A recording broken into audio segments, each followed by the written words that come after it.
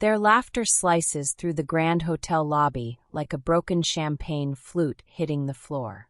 I freeze behind a marble pillar, my designer handbag suddenly feeling like a dead weight on my arm.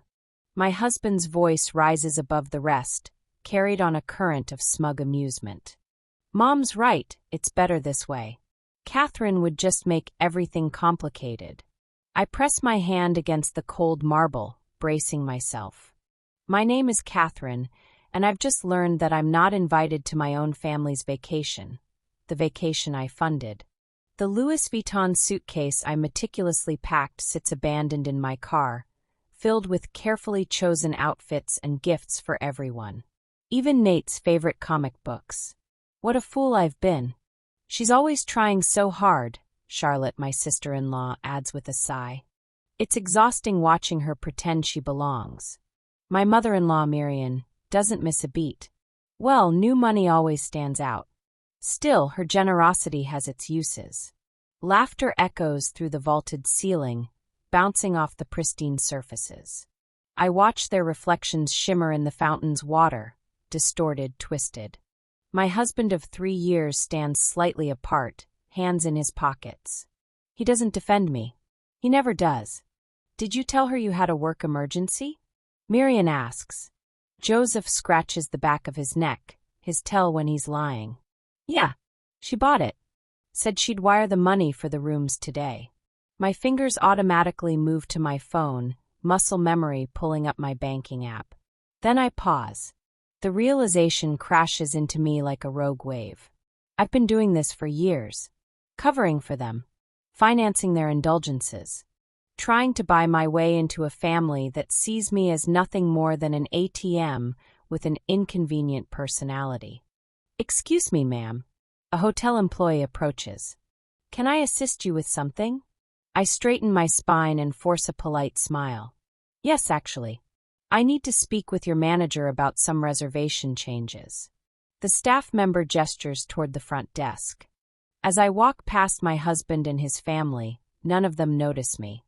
They're too busy planning their luxurious getaway, on my dime.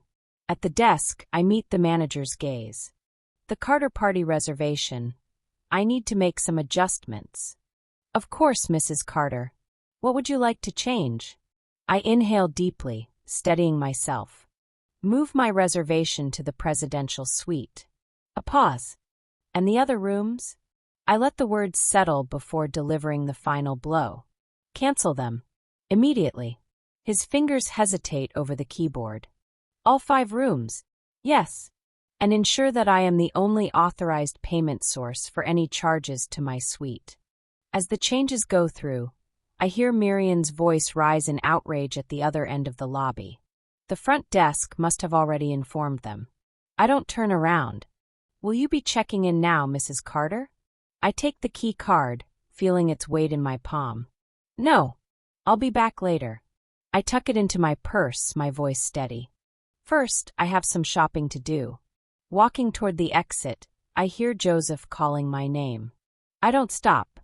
The summer air greets me as I step outside, and for the first time in years, I take a full, unburdened breath. My phone vibrates relentlessly. Joseph. Marian. Charlotte. Their messages demanding explanations. I ignore them all, except for one from Nate. "Aunt Belle, where are you? I miss you." My throat tightens. I type back, "I'll see you soon, buddy. I promise." Then, without hesitation, I block every other number. They wanted a vacation without me? Fine. Let's see how they enjoy it without my money. 3 hours later, I pull into Oliver's driveway. One look at my face, and he wordlessly leads me to the back porch.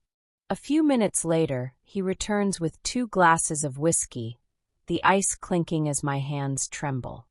"They planned it for weeks," I whisper, staring out at his neatly manicured lawn. Weeks of lying to my face, laughing behind my back. And I just kept signing the checks. Oliver leans back in his chair, silent. He doesn't need to say anything. We've known each other since foster care. He understands the weight of chosen family. My phone buzzes again. Joseph's 20th call. This time he leaves a voicemail. I put it on speaker.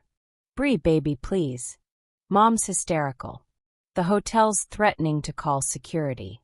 Just talk to me. We can fix this. Oliver scoffs.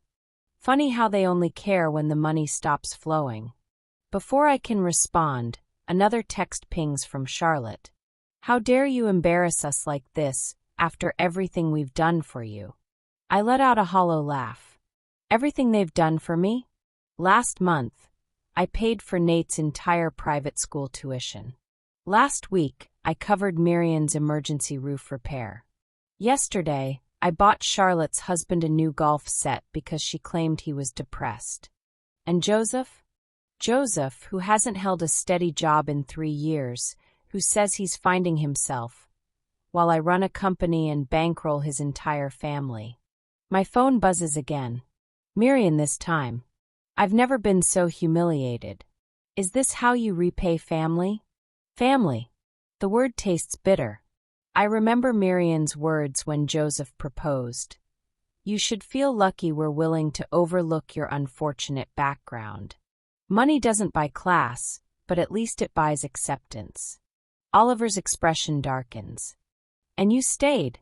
I press my hands to my face, exhaling shakily.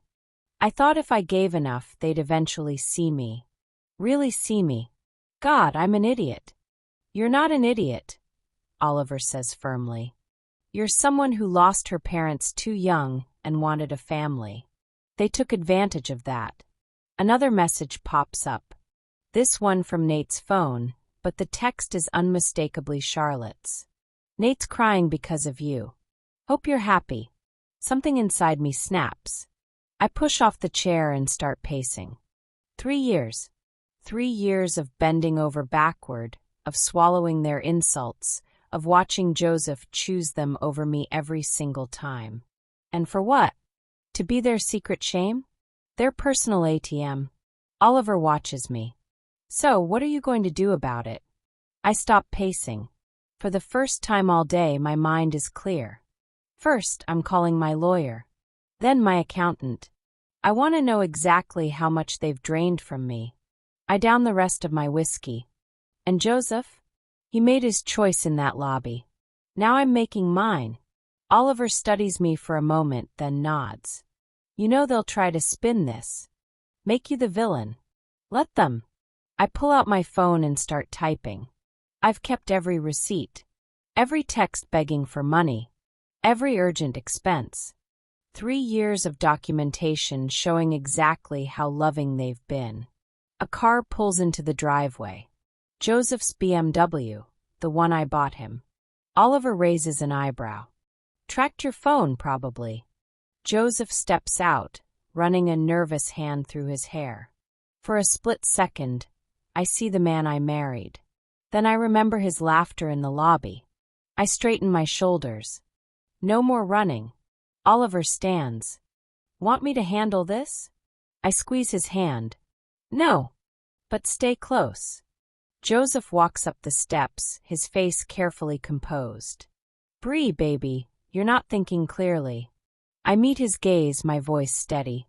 Actually, Joseph, for the first time in years, I am. About your mother's gambling, he doesn't answer. The silence stretches between us like a chasm. $40,000, Joseph. That's how much she's lost at Riverbend Casino in the past year alone, using the credit card I gave her for emergencies. She said it was for medical bills. He mumbles. I laugh, the sound sharp enough to make him flinch. And the 20,000 she transferred to Charlotte's account last month, was that for medical bills too? Charlotte's marriage is falling apart. Because her husband lost their savings on bad investments. I know she told me. What she didn't tell me was that she's been funneling my money into his latest scheme. My phone buzzes, a text from Miriam. We need to talk about this. Misunderstanding, dear, over lunch at LeBlanc tomorrow. Leblin, the same restaurant where she'd introduced me to her country club friends as Joseph's wife, you know, the one with the tech money, where she'd later cornered me about investing in her friend's son's Startup, you don't understand. Joseph starts moms. Always, always, what always manipulated people, always used others to maintain. Her illusion of wealth. I stand up pacing. Did you know she told her friends that? She bought me my company as a wedding gift, that she's my silent partner. Joseph's head snaps up. She wouldn't check your phone. I'm sure someone's already forwarded you the country club newsletter. There's a lovely article about the generous Miriam Carter mentoring her daughter-in-law in business. He pulls out his bone, his face draining of color as he reads. I'll talk to her, make her retract it like you talk to her about the vacation, or about using my company's credit line for her shopping spree. I stopped pacing, facing him directly. When exactly do you plan to start standing up to her? Joseph, a knock at the door interrupts us. Through the glass panel, I see Charlotte, her mascara streaked with tears. Perfect timing, as always. Don't, Joseph warns as I move to open the door. But I do anyway. Charlotte bursts in, waving her phone. The bank froze our accounts. How could you do this to us? I froze the accounts I was paying for. I correct her. Your personal accounts are your business. Nate's tuition payment is due next week. Funny you should mention that. I turn back to my laptop, pulling up another document I was just reviewing. The wire transfers. Did you know your mother's been redirecting Nate's tuition money to her personal account? The school hasn't received a payment in months. The silence that follows is dining. Charlotte sinks into a chair, her face ashen. Joseph stands so abruptly his chair topples backward. That's impossible, he whispers. Mom wouldn't. The same mom who's been telling everyone she owns my company, the same mom who's been losing thousands at casinos while crying about medical bills. I turn the laptop around. Look at the transfers yourself. As they lean in to read, my phone buzzes again. This time it's Oliver. Documents you requested are ready. Want me to send them to your lawyer? I type back a quick yes, just as Charlotte lets out a choked SOB. What are we going to do? She asks, her voice small. I echo. There is no we anymore. You made that clear at the hotel. But Nate, I'll pay Nate's tuition directly to the school. I cut in. He shouldn't suffer for the adult's mistakes, but everything else stops now. Joseph reaches for my hand. I step back. Bree, please, we can fix this as a family. I look at him, really look at him, and feel nothing but tired. That's the problem, Joseph. We were never really a family. I was just the bank account you all married into. My phone buzzes one final time. Marian again. Don't make me tell people the truth about where you really came from. Dear family protects family. I show the message to Joseph and Charlotte. Their faces tell me everything I need to know about whose side they'll choose. Get out, I say quietly, both of you, and tell your mother that if she wants to play with truth, I have 3 years of receipts ready for show. And tell my mother's embroidery hoop sits in my lap, threads tangled like the mess of my life. The familiar weight of it grounds me as I sit in my home office, surrounded by financial documents and divorce papers. 3 weeks have passed since the hotel incident, and the threads of my marriage continue to unravel. A knock at the door makes me jump through the window. I see Nate shifting from foot to foot on my porch, his backpack clutched to his chest. I open the door. Shouldn't you be in school? Mom and Dad are fighting again. His voice is small. Grandma's there too. They're all yelling about money, and it's scary. My heart twists. I ask him inside, noting how his shoulders relax once he's in my kitchen while I make hot chocolate. He pulls out his homework, falling into our old routine as if nothing has changed. Aunt Catherine, he doesn't look up from his math worksheet. Are you really not coming to my baseball game tomorrow? The mug nearly slips from my hand. Who told you that? Grandma, she said you don't want to be part of our family anymore. I set the hot chocolate down harder than necessary. Before I can respond, my phone lights up with a text from Oliver. Check your email now. 1 second, buddy. I tell Nate, stepping into the hallway to read the email. My blood runs cold. Oliver's team has uncovered a second mortgage on my house, taken out 6 months ago with forged Signatures. The money trail leads straight to Marin's personal account. Another text from Oliver. Police want to know if you're pressing charges. My hands shake as I type back, give me an hour. When I return to the kitchen, Nate is staring at my mother's embroidery. Hoop, this is pretty, can you teach me of? Course. I sit beside him, grateful for the distraction my mom taught me when I was your age. Said it helped her think clearly when life got messy. Like now. Yeah, like now. I guide his hands through a simple stitch. Sometimes people make bad choices when they're scared or desperate, like grandma. I free. What do you mean? He concentrates on the thread. Not meeting my eyes. I heard her telling Mom that if you went to the police, she'd tell everyone about the orphanage, that it would ruin your business. The doorbell rings. Before I can process this through the window, I see Charlotte's car in my driveway. Nate, she calls out, get out here right now. He clutches the embroidery hoop. Please don't make me go. Nathan Carter. Charlotte pounds on the door. Mom's worried, sick. How dare you run away like this? I opened the door, but blocked the entrance. He didn't run away. He came to the one place he feels safe. Safe. Charlotte's laugh is brittle. You destroyed our family, and you dare talk about safety? I discovered the fraud, Charlotte. The second mortgage, the forged documents. I watch her face pale. Did you know about that too? Mom said it was temporary, just until Dad's investments paid off. Stop. I hold up my hand. Just stop. I'm done with the lies. I turn to Nate, who's watching us with wide eyes. Buddy, you should go with your mom now. He hands me the embroidery hoop reluctantly. Will I still see you? Of course you will. Charlotte cuts in once she realizes how childish she's being. No, I interrupt. I'll be at your game tomorrow, Nate. Front row. And after that we'll figure something out. I promise. After they leave, I pick up my phone and dial Oliver's number. You okay? He asks. They're using Nate as a pawn. I trace my mother's stitches with my finger, and now Miriam's threatening to expose my background. If I go to the police, she's bluffing. Your company's success has nothing to do with where you came from. Maybe not. I take a deep breath. But I need to end this my way. What are you thinking? I look at the embroidery hoop, at the intricate pattern my mother created, one stitch at a time. I'm thinking it's time to stop trying to protect people who never tried to protect me. And Nate, I'll protect him by showing him that actions have consequences, even family's actions. I pause. Send the evidence to the police, all of it? You sure? Yes. Pick up my needle. It's time to finish this pattern. The police statement sits unsigned on my desk when Joseph shows up at my door, clutching a bouquet of roses and wearing his most apologetic smile. Happy birthday, baby. Let me take you to dinner. I almost laugh at the absurdity. My 33rd birthday, and he remembers it only after his mother's arrest. Makes the local news. The roses are nice, I say, not opening the door fully. Did your mother pay for them with my credit card? To his smile falters. Bree, please. Mom's lawyer says if you drop the charges. Stop. I hold up my hand. Just stop. It's your birthday. Let me make this right. He pulls out a hotel reservation confirmation. I booked us the presidential suite at the Grand.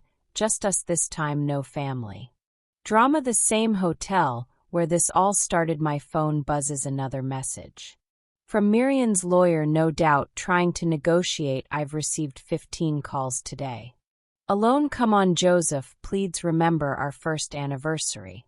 There, how perfect it was. I do remember. I also remember finding out later that he'd invited his mother to join us for dinner that night, and I'd only avoided that surprise because she'd had a last-minute spa appointment paid for with my card. Of course, your mother's facing fraud charges, Joseph, real ones with real consequences. She made a mistake. We all did, but we're family.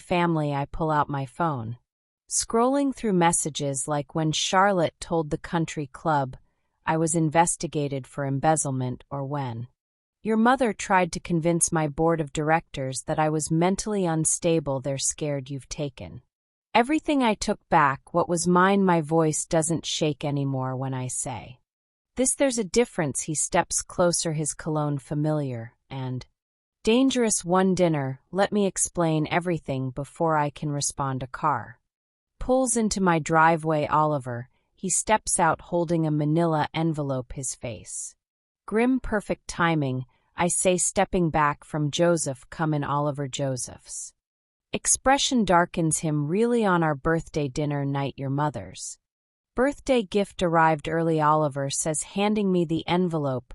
Thought you should see it right away. Inside are screenshots from a private investigator, photos of my childhood foster home's medical records, court documents about my parents' death, all annotated in Miriam's elegant handwriting. Too traumatized for business leadership, history of family instability, potential PR nightmare. She was going to send these to your shareholders next week, Oliver explains, along with some creative interpretations of your company's financials. Joseph grabs the papers.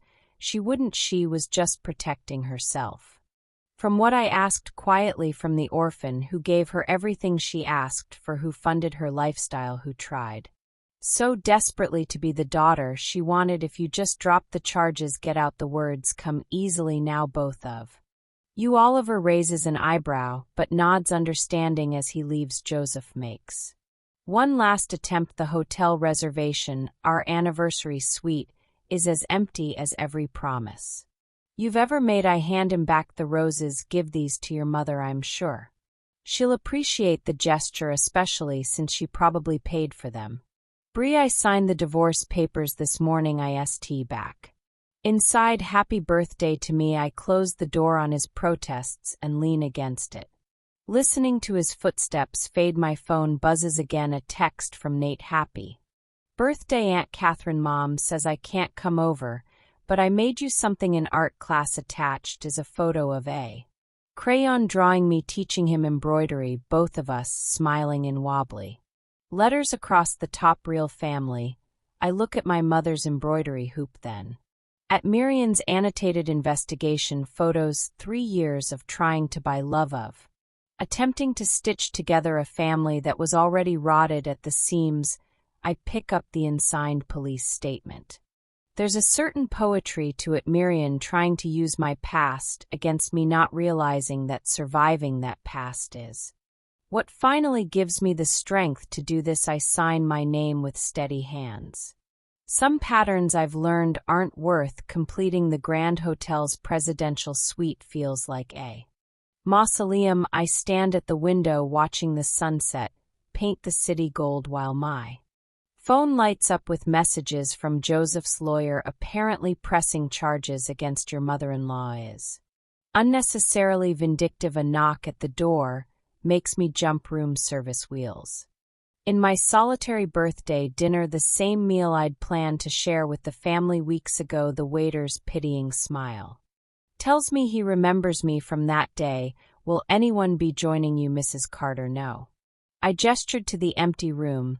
Just me. My phone buzzes again. This time it's Charlotte. Mom's being processed for booking. I hope you're happy. Nate keeps asking why his grandmother is in jail. I block her number, but not before seeing the attached photo. Miriam in handcuffs, looking small and broken, nothing like the imperious woman who once told me I'd never truly belong in their world. The champagne tastes like ash in my mouth. Across the room, my reflection fragments in the mirrored walls. Dozens of BRS all alone on their birthday. The victory feels hollow. Another knock. This time it's Oliver, his expression grim. You shouldn't be alone tonight, he says, stepping inside. I'm fine, really, because the hotel staff said you booked this suite for a week, planning to hide up here. Before I can answer, my phone rings. An unknown number. Oliver grabs it before I can decline. Hello. His face darkens. She doesn't want to hold on. He puts it on speaker. Nate's voice fills the room. Aunt Bree, are you there? My throat tightens. Hi, buddy. Dad says you're trying to hurt our family.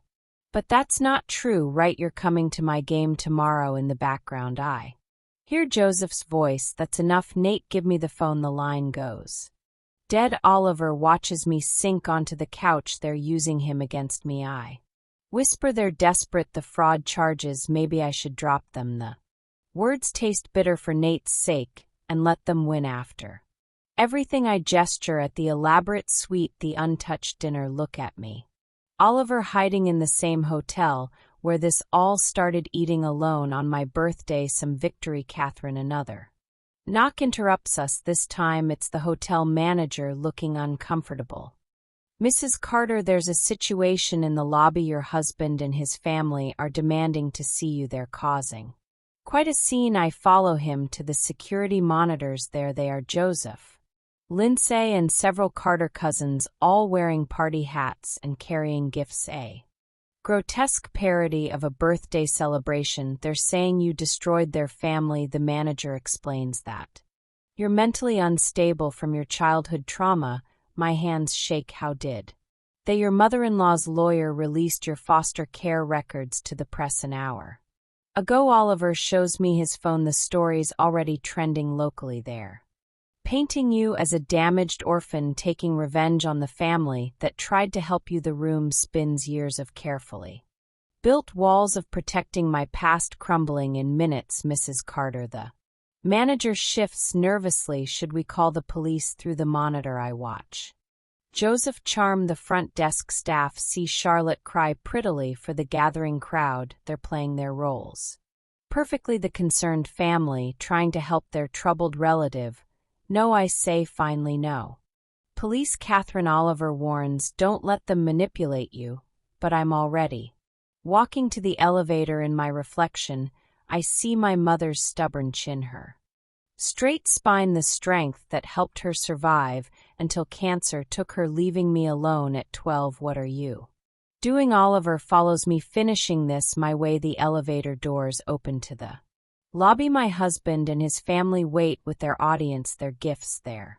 Practiced concerned expressions ready to play out their drama to cast me as the villain or the victim whichever serves them better, but they've forgotten something crucial I learned long ago in those foster homes sometimes the only way to win is to change the game entirely. I step out of the elevator my mother's final lesson echoing in my mind sometimes baby you have to burn it all down to build something true the hotel lobby falls silent as I approach Joseph.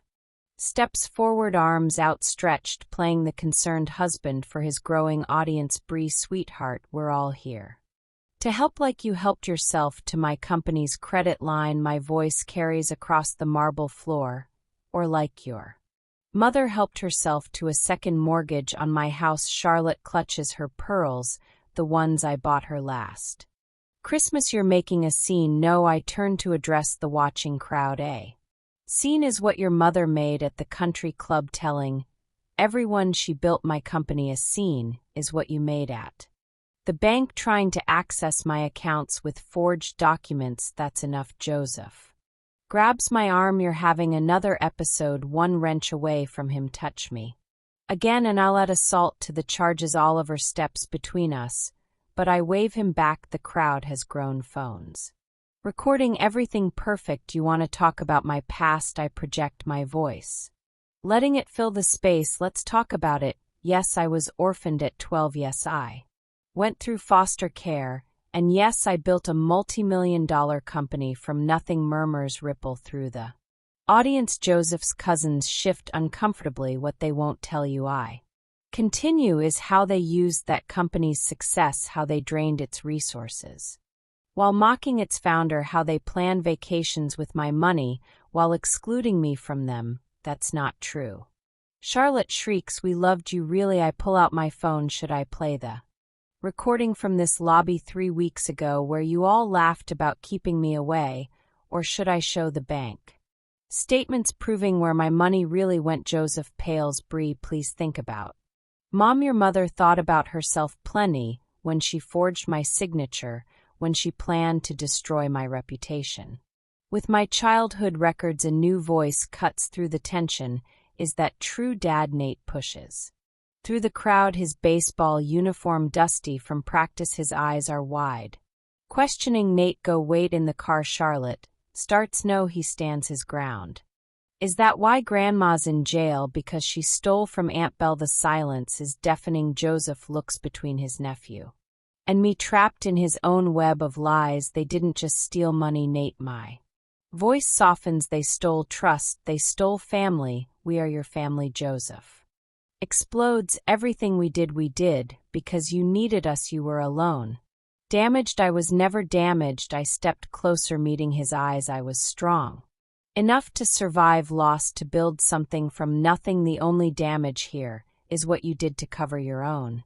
Inadequacies, Charlotte lunges forward, hand raised to slap me, but Oliver catches her wrist. The crowd gasps, it's over, I announce, loud enough for everyone to hear. The fraud charges stand, the divorce proceeds, and this I gesture to their gathering, their gifts, their performance, this ends now, you'll regret this, Joseph warns. When everyone knows your story, my story, I laugh, and it feels like freedom. My story is that I survived, I succeeded, and now I'm strong enough to walk away from people who never deserved me. I turn to Nate, who watches with tears in his eyes. Your baseball game tomorrow. I'll be there front row, some promises are worth keeping. Then I face the crowd. These STRERS who came for drama, but will leave with truth. The rest of you can read all about it in tomorrow's papers. My lawyer has quite a story to tell as security finally arrives to escort the Carter family out. Joseph makes one last attempt. Everything I did was for love. No, I watched them go, my voice steady. Everything you did was for money. Everything I did was for love. That's the difference. The lobby slowly empties, leaving me with Oliver and the echoes of confrontation. My hands shake, but my spine is straight. You okay? Oliver asks. I look at my reflection in the marble floors, no longer fragmented, no longer hiding. I'm free. The baseball field buzzes with weekend energy as I find my seat in the front row. Parents clutch coffee cups and cheer cards, unaware or uncaring of yesterday's hotel drama. Social media moves fast today. Today's scandals have already buried yesterday's viral videos. Nate spots me from the dugout and waves. I wave back, ignoring Charlotte's rigid posture. 3 rows behind me, the divorce papers were signed this morning, their weight still fresh in my hands. Joseph didn't show up. Bold choice, Oliver says, settling beside me with hot chocolates. Coming here after everything. Some promises matter more than revenge. Nate steps up to bat, his stance perfect. We practiced for hours in my backyard last summer. The pitch comes fast, but he's ready. The crack of bat meeting ball echoes across the field as he runs. Something falls from his pocket later. When the crowd disperses and his team celebrates their victory, I find it near home plate, a folded piece of paper with my name. He wanted you to have that, Charlotte says, appearing beside me. She looks different, smaller somehow, without her designer clothes and perfect makeup. He wrote it the night Mom was arrested. I unfold the paper carefully in a child's careful handwriting. Dear Aunt Catherine, thank you for teaching me that family isn't about money. Mom says we can't be family anymore, but she also said lying was okay sometimes, so I don't believe her. Can you still teach me to make pictures with thread? Love, Nate. Beneath his words, he's drawn us at my embroidery table. Surround Ed by colored threads and possibility. He misses your lessons, Charlotte says quietly. I miss him. She twists her wedding ring, the one her husband pawned last month. Everything's falling apart. Mom's facing jail time. Joseph's drinking my marriage. She trails off. I don't know how to fix any of it. Maybe some things aren't meant to be fixed. Maybe they're meant to be rebuilt. She meets my eyes for the first time since the hotel. I'm sorry, not just for the money or the lies, for forgetting who you really were beneath all the things we wanted from you. I touch my mother's embroidery hoop, always in my bag. Now you know what my mom used to say about embroidery. The back of the pattern shows the truth, all the knots and tangles that create the beautiful image on top. You can't have one without the other. Nate runs over still in his baseball uniform. Did you see my hit? Wouldn't have missed it for anything, buddy. He eyes his mother nervously. Can I still come over sometimes? Before Charlotte can answer, I pull out my mother's hoop and some bright threads. Actually, I'm starting an embroidery class at the community center Saturdays at 10. All ages welcome his face lights up mom. Please Charlotte looks between us something shifting in her expression, maybe we both could. Come if that's okay I hand her the hoop watching her fingers trace the unfinished pattern my mother left behind some patterns are worth starting over later driving home Oliver asks was that revenge or forgiveness back there I think about Nate's letter about Charlotte's humility about the way patterns emerge from chaos one stitch at a time neither both maybe they're just different threads in the same design at home I find a package on my doorstep my old foster care files returned by Miriam's lawyer with a note. She wants you to know she's sorry I don't open them instead, I start a new pattern on my mother's hoop something original with space for mistakes and beautiful imperfections room for new threads to join the old the phone rings my company's bored probably wanting statements about yesterday's revelations it can wait, right now I have a pattern to begin and this time I'm choosing every thread myself through my window. The setting sun catches on my embroidery needles, throwing patterns of light across the walls they look like possibilities. Thank you for watching Catherine's story until the end. Don't forget to give it a thumbs up, share and subscribe for more untold realities.